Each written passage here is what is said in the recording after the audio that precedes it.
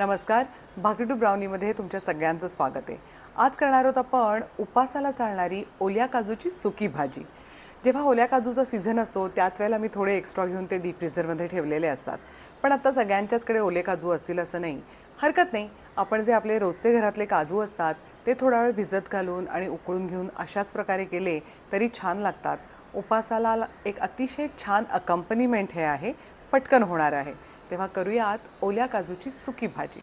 1 वाटी काजू घेतलेले आहेत. काजू चांगले बुडतील एवढं पाणी आपण घालूयात आणि एक 10 ते 15 मिनटं ते छान उकळून घेऊयात.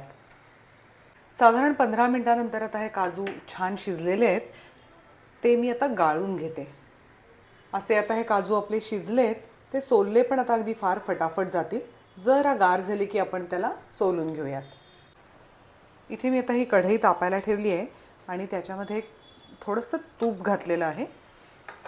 तापलं की त्याच्यामध्ये थोडं जिरं घालून घेऊयात आणि हिरव्या मिरचीचा क्रश. आता हे सोललेले काजू आपण फोडणीस घालूयात.